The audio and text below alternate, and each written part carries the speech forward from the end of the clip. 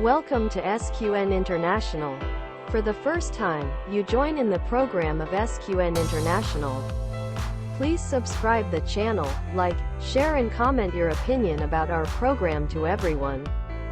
Today, we will introduce to you about subject, Freedom Country. Hopefully it will help you in your studies, work and life. Now, let's get started.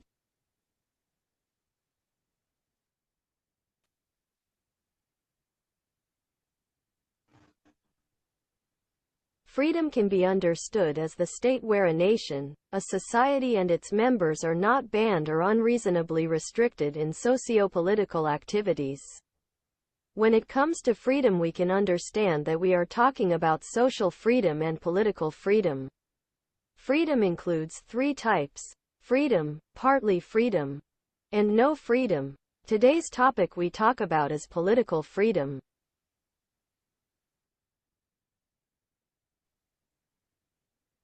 To evaluate the degree of freedom, we consider the following 7 factors.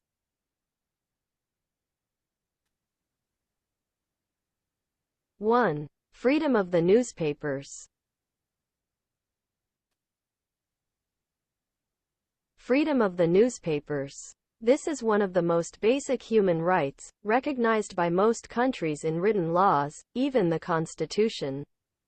The Declaration of the Rights of Man and of the Citizen also mentions and recognizes this freedom of every citizen.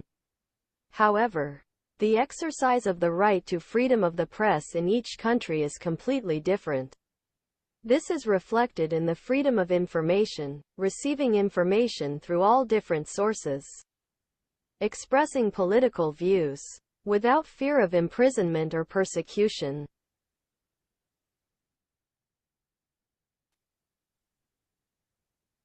2. Freedom of movement.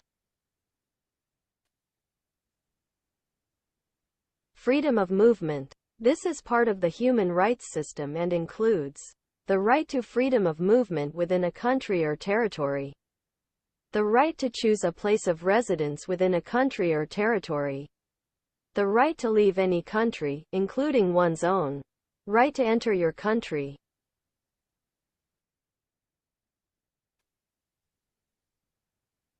3. Freedom of assembly and association. Freedom of assembly and association. There are important rights that help enforce many civil and political rights, as well as other economic, social and cultural rights. These two rights are essential elements of a democratic society, because they allow members to express political views, participate in literary and artistic goals, and engage in economic activities. Other societies and cultures, participating in the worship of religions and other beliefs, forming and joining trade unions and cooperatives, electing leaders to represent them and forcing them to in charge of.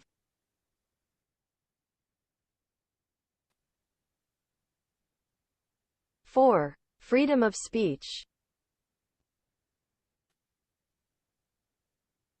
Freedom of speech. This is a principle that guarantees an individual or a community the freedom to express their views and opinions clearly without fear of reprisal, censorship, or legal punishment. The right to freedom of expression has been recognized as a human right in the Universal Declaration of Human Rights, UDHR, an international human rights law by the United Nations.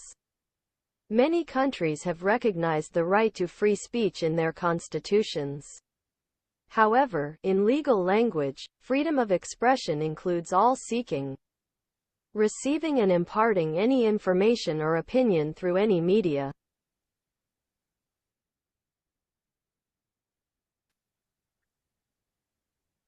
5. Freedom of religion. Freedom of religion. Freedom of belief or religion is generally considered a principle that upholds the freedom of individuals or communities to openly or secretly practice, worship, preach, or practice a religion or belief. This concept is generally accepted to include the freedom to change religion or the freedom not to follow a religion. In many countries, Freedom of religion is considered by many to be a basic human right. Freedom to manifest one's religion or beliefs may be subject only to such limitations as are prescribed by law and are necessary to protect public safety, order, health, or morals or the fundamental rights and freedoms of others.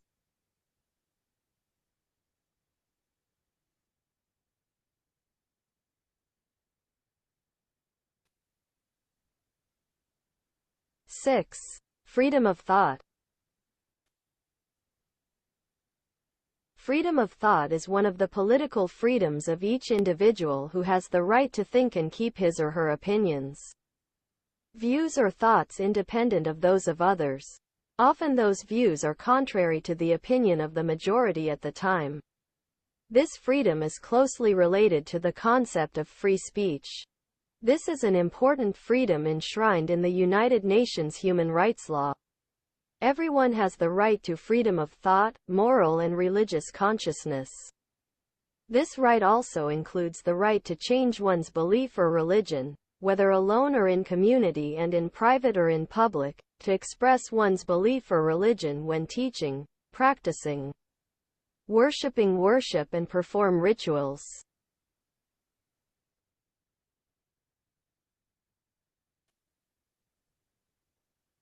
Seven. Academic freedom.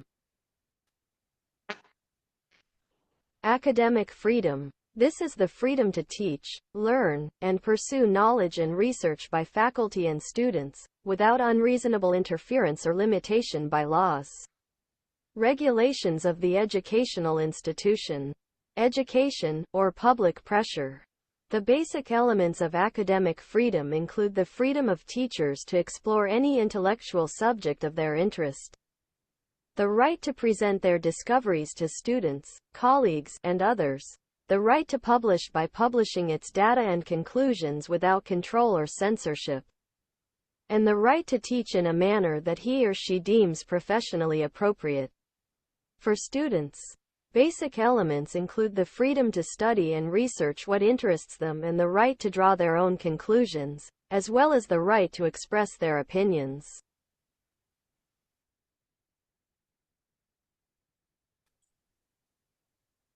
Thank you for watching video of the SQN International channel.